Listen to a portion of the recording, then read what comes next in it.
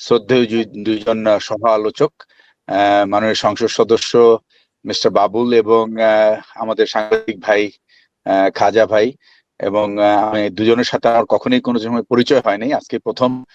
তো যাই হোক, এই সুযোগে ওনাদের সঙ্গে একটা মতামত সুযোগ হলো আমার। ওয়ালাইকুম আসসালাম, এবং সবাইকে আমি সালাম এবং শুভেচ্ছা জানিয়ে আমি আমার বক্তব্য শুরু করছি। প্রথম কথা হচ্ছে যে আমি দুজনের কথা আমি খুব স্পষ্ট করে শুনলাম, যে মন্ত্রী মহোদয় যেটা বলেছেন সেটাও শুনেছি, বেশ কয়েকবার শুনেছি। এটা কিন্তু একটা মানে কি বলবো, এটা অত্যন্ত একটা it's a fact that in our life that চাঁদাবাজি ছাড়া রাস্তায় কোনো গাড়ি চলতে পারে না।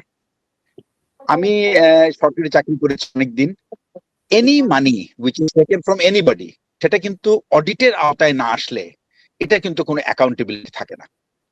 আপনি দেখেন এই যে প্রতিদিন হয়, আমি কিছুদিন আগে একটা দুর্নীতির উপর এক ছোটখাটো গবেষণা করেছি, এবং প্রতিদিন বাংলাদেশে লুজ মানি ট্রানজেকশন, ব্ল্যাক মানি ট্রানজেকশন হয় 300 কোটি টাকা।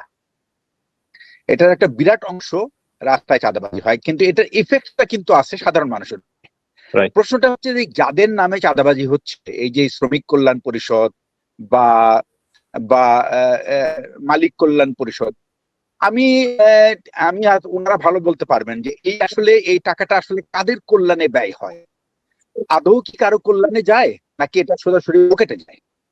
এই বিষয়গুলি যদি যতক্ষণ পর্যন্ত সরকার এটাকে একটা কাউন্টিং এর মধ্যে না আনতে পারবেন, সে ফর এক্সাম্পল আমি ট্যাক্স দেই, এটা গভর্নমেন্ট জানে, আই হ্যাভ এ ডকুমেন্ট। আমি ভ্যাট দেই, আমি সরকার জানে, I have a document. But আমি ঘুষ দেই আমার ট্যাক্স ফাইলটাকে ক্লিয়ার করার জন্য, it does not have any document. আমি ঘুষ দেই আমার ভ্যাটটাকে কমানোর জন্য, it doesn't have any document. এটা হলো ব্ল্যাক মানি। সুতরাং আমি নিয়ে আসছি চাঁদা দিলাম, বুঝলাম আমি চাঁদা দিলাম। আমি নিজে একদিন, আমি আপনাকে বলে, আমি তখন অনেক ছোট অফিসার মেজর, আমি আজ থেকে কতদিন আগে 36 বছর আগে সৈয়দপুর থেকে আমার বোনের বাড়ি ছিল আপনার নীলফামারী। আমি সেখান থেকে আমি একটা মিলিটারি ট্রেনিং এ গেছি। আমি ওর সঙ্গে দেখা করে আমি ওই রাত্রে আর কোনো গাড়ি পাচ্ছি না, হঠাৎ একটা ট্রাক পেলাম, ট্রাকটাতে উঠে পড়লাম, এবং সেই ট্রাকটা এসে সৈয়দপুরে নামালো। আমার প্রশিক্ষণ জায়গাটা হলো সৈয়দপুরে আসতেই ট্রাফিকের একজন সিগন্যাল দিল, সে কিছু একটা দিল, দেওয়ার বিনিময়ে সে একটা টিকিট পেলো। সে টিকিট সে ওখানে গেতে রাখলো। আমি জিজ্ঞেস করলাম এটা কি, বললো যে স্যার, যে এখানে যে বিটে টাকাটা দিলাম এটার একটা প্রমাণ। তার মানে রাস্তায় যদি আমাকে ধরে, এই বিটের মধ্যে আর কেউ আমার কাছ থেকে টাকাটা নেবে না। দ্যাট মিনস এটার একটা অর্গানাইজড কালেকশন অফ মানি। বাট আমার পয়েন্টটা হচ্ছে এই টাকাটার চাপ আসলে কে কে করছে? আমি আপনি যারা ঢাকায় বাজার করতে যাই কিনতে যাই না কেন, এটার উপর চাপটা বহন করতে হয়। আমার প্রশ্নটা হচ্ছে দ্যাট এই চাঁদার যদি চাপ আমাকে সহ্য করতে হয়, তাহলে আমার জানার অধিকার আছে এই চাঁদাটা কোথায় যায়। এটা যদি সরকার ঠিক করতে পারে আমার কোনো আপত্তি নাই। আমি যদি এই চাঁদার বিনিময়ে যদি either I get A relief, অথবা আমি ভর্তুকি কিছু একটা পাই, অথবা আমি না, যাদের উদ্দেশ্যে চাঁদাটা নেওয়া হচ্ছে তাদের কাছে পৌঁছাচ্ছে, সেটা যদি হয় তাও আমি মেনে নিতে রাজি আছি।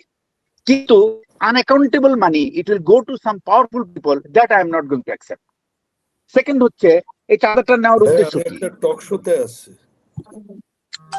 টাকা যেমন মনে করেন আমি আপনি একটা ব্রিজে টোল দিলাম, কারণ এটা সরকারের খাতে চলে যাচ্ছে, বিকজ এই ব্রিজটা বানাতে সরকারের খরচ হয়েছে, সে টাকাটা উঠাচ্ছে, আমার কোনো আপত্তি নাই। কিন্তু আমি যে চাঁদাটা দিচ্ছি কার স্বার্থে দিচ্ছি? আমি এটা দিয়ে আমি একজন সাধারণ মানুষ হিসাবে যার উপরে চাপটা পড়ছে, সে কিভাবে নিজেকে কনভিন্স করবে যে এই টাকাটা তার প্রাপ্য, এই চাঁদাটা সে তার পাওয়ার যোগ্য? এইটা যদি মন্ত্রী মহোদয় পরিষ্কার না করতে পারেন, এখন এটার কি কোনো পথ আছে? আছে। এটার পথ কিভাবে আছে? ফর এক্সাম্পল, আমি আপনাদেরকে এর আগেও অন্য টক শো আমার সহযোগী সহ আলোচককে বলেছিলাম, বাংলাদেশে মাননীয় সংসদ সদস্য আছেন এখানে, এবং আমি খুব উপকৃত যে এই সব এই আমি জানি না উনি কোন জেলা বা কোন কোথা থেকে উনি নির্বাচিত। I am sorry about it. আপনি যদি একটু কাইন্ডলি জানাতে পারেন তাহলে খুব ভালো হয়। নওগাঁ থেকে। কোন সংসদীয় এলাকা থেকে? নওগাঁ থেকে। নওগাঁ 3 মহাদেবপুর বদলগাছি। Very good. তাহলে আমি আপনাকে বলি, আমি জানি না আপনার নিশ্চয়ই নলেজে আছে, বাংলাদেশে কিন্তু গত 15 বছরে 3টা জেলা উন্নয়নের জাতীয় উন্নয়ন বাজেটের 42% পেত, আর 61টা জেলা পেত 58%। এবং আমি আপনাকে খুব পরিষ্কার করে বলি, জয়পুরহাট যে জেলাটা গত 15 বছর ধরে প্রতি বছরে সে মাত্র 17 পয়সা পেয়েছে, মানে 100 টাকা যদি আমি বাজেট ধরি তার 17 পয়সা পাইতো সে উন্নয়নে। সিমিলারলি নওগাঁও কিন্তু খুব বেশি হলে 20 পয়সা পাইছে। সবচেয়ে বেশি যে জেলাটা পেয়েছে 61টার মধ্যে, সে হলো 82 পয়সা পেয়েছে, মানে 1 টাকারও কম। এই যে বৈষম্য, এই বৈষম্য যদি মাননীয় সংসদ সদস্যরা যদি এবারে দূর না করতে পারেন, তাহলে আর ওনাদের এলাকায় কোনোদিন মুখ দেখাতে পারবেন না। তো এই টাকাটা, যে টাকাটা ওঠে, একটা গাড়ি যদি নওগাঁ থেকে রওনা হয়, নওগাঁর মধ্যে যে চাঁদাটা, এই চাঁদাটা যদি আমার নওগাঁর কাজে ব্যয় হয়, আমার কোনো আপত্তি নাই। নওগাঁ থেকে বগুড়া আসলো, বগুড়ার মধ্যে যদি যে চাঁদাটা হয় বগুড়ার কাজে ব্যয় হলো, আমার কোনো আপত্তি নাই। বগুড়া, তার মানে চাঁদাটা যেই উঠুক সেটা সেই এলাকার জন্য ব্যয় হোক, তাহলেই তো আমাদের চাঁদার উপরে তো আমাদের আর কোনো কষ্ট থাকে না। কারণ আমি জানি যে আমি যে চাঁদাটা দিচ্ছি বগুড়া শহরে, এটা আমার জেলা শহরের কাজে লাগবে, আমার জেলার শ্রমিকদের কাজে লাগবে, জেলার শ্রমিকদের স্বাস্থ্য উন্নয়নে কাজে লাগবে, তাদের শিক্ষায় কাজে লাগবে, তাদের সুবিধা অসুবিধা তাদের ইনফ্লুয়েন্সে কাজে লাগবে। তো তখন কিন্তু আমার এই চাঁদাটা দিতে আমার কোনো কষ্ট নাই। তা আমি মনে করি মাননীয় সংসদ সদস্যের মাধ্যমে এই টাকাটা যাচ্ছে, এটা যদি আপনারা কন্ট্রোল করতে পারেন, তাহলে কিন্তু এই চাঁদাবাজি নিয়ে কেউ প্রশ্ন তুলবে না। কিন্তু এটা যদি না করতে পারেন, এটা যদি কারো পকেটে যায়, যেটা আমি জানি আমরা কোথায় যায়, এটা আমি এমনও শুনেছি, আমার একজন কলিগ ছিল। কিছু বলতে চাচ্ছেন? শেষ কথাটা বলি। আচ্ছা বলেন খাজা ভাই, বলেন। আচ্ছা, আপনি আমার উপর ইন্টারভিউ করতে পারবেন। ওনার সাথে আমি যোগ করব, সেটা হচ্ছে যে উনি একটু সার্কাস্টিক্যালি বলেছেন যে বগুড়া যদি চাঁদাবাজি বগুড়ার জন্য ব্যয় হয়, সেটা উনি কিছু মনে করবেন না। আসলে উনি মিন করছেন যে এটা ফর্মাল হতে হবে, লিগ্যাল হতে হবে। ধরেন রবিউল সাহেব যেখানকার এমপি ধানমন্ডি, এখানে ফুটপাতে ব্যবসা হয়, ফল থেকে শুরু করে নানা ধরনের ব্যবসা। এই ঢাকা শহরে মানে কয়েক হাজার না, লক্ষাধিক এই ধরনের ছোটখাটো ব্যবসায়ী আছে যারা প্রতিদিন চাঁদাবাজির শিকার হন, যার ফল ওই যে প্রাইসটা কিন্তু মানুষের কাছ থেকে নেওয়া হয়। এখন যেটা করতে পারে এই যে বৈধ করার জন্য, এই চাঁদাগুলো গত আমলে ছাত্রলীগ, যুবলীগ, পুলিশের একটা অংশ ইত্যাদি ইত্যাদি এরা পেত, এটা আমাদের জানা জিনিস। এখন যদি সিস্টেম করা হয় যে এই যে যারা ছোটখাটো ব্যবসা করে, এটা মানুষের উপকার করছে, তাদের দোরগোড়া জিনিসপত্র পৌঁছাচ্ছে, এইটার লিগ্যাল মানিটা নিবে সিটি কর্পোরেশন ঢাকায়, ফর এক্সাম্পল বগুড়ার পৌরসভা বা বগুড়ার কোন একটা কর্তৃপক্ষ, তারা রিসিট দেবে, যে কয় টাকা নেওয়া হলো তার প্রমাণ থাকতে হবে, দলিল আমি থাকতে একটু হবে। অ্যাড করি এখানে, যেটা ভারতের বোম্বেতে আছে, এটাকে আপনার ভারতের বোম্বের উপর দিয়ে কোনো পণ্যবাহী ট্রাক যদি যায়, তাকে টোটাল 0.5% অক্ট্রয় বলে, তারা এটাকে রাইট, অক্ট্রয় বলে, স্টেট অক্ট্রয় বলে। তো ওই রকম কোনো ফর্মালাইজড হলে তো ওয়েল অ্যান্ড গুড। এবং সেই অক্ট্রয়টা শুধুমাত্র মহারাষ্ট্র এবং বোম্বে সিটি কর্পোরেশনের উন্নয়নে ব্যয় হয়। I just added. That's right. এখন ঢাকা সিটিতে যদি ওইটা করা হয়, তাহলে দেখেন চাঁদাবাজিতে একজন ডাব বিক্রেতাকে প্রতিদিন 300 টাকা চাঁদা দিয়ে ব্যবসা শুরু করতে হয়, শুধু একজন সাধারণ ডাব বিক্রেতা। অন্যান্য ফল বিক্রেতার জন্য এটা অনেক বেশি। সুতরাং এই যদি সিটি কর্পোরেশন, আমি থাইল্যান্ডে দেখেছি ব্যাংকক সিটিতে, যে একটা জায়গা 2 বার অথবা 3 বার ভাড়া দেওয়া হয় প্রতিদিন। মানে সকালে আপনি বিক্রি করছেন কম্বল বা লেপ, দুপুরবেলা বিক্রি করছেন মাছ মাংস, বিকেলবেলা বিক্রি করছেন অন্য কিছু, এবং খুব ক্লিন থাকে। এবং সিটি কর্পোরেশন কিন্তু 3 বার টাকা পাচ্ছে এবং জায়গাটা খুব ক্লিন থাকছে, এবং এতে করে অনেক মানুষকে এমপ্লয়মেন্টের সুযোগ দেওয়া যাচ্ছে। তো এটা যদি করা হয়, সিটি কর্পোরেশনের সরকারের কাছ থেকে কোনো বাজেট নিতে হবে না।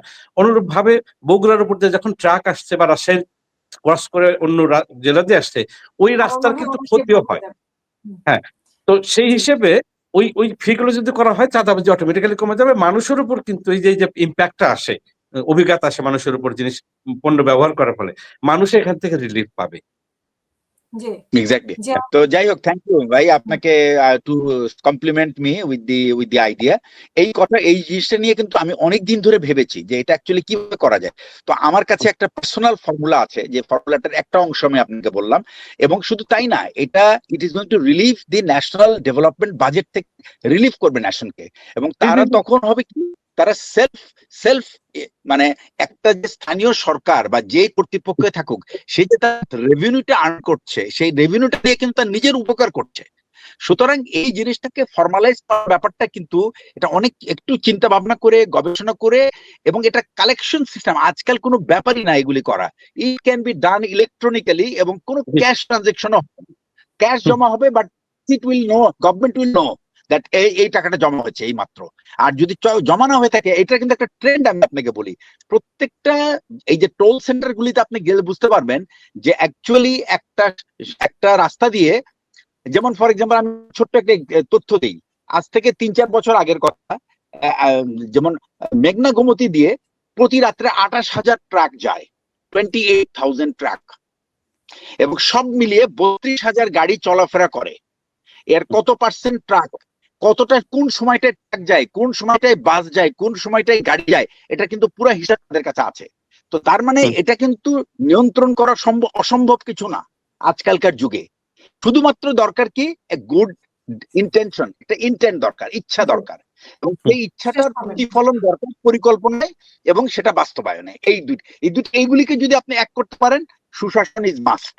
এবং আই ক্যান টেল ইউ, আমি আরেকটা কথা বলে রাখি আপনাদেরকে, this time if Mr. Tariq Rahman fails, the whole nation will fail.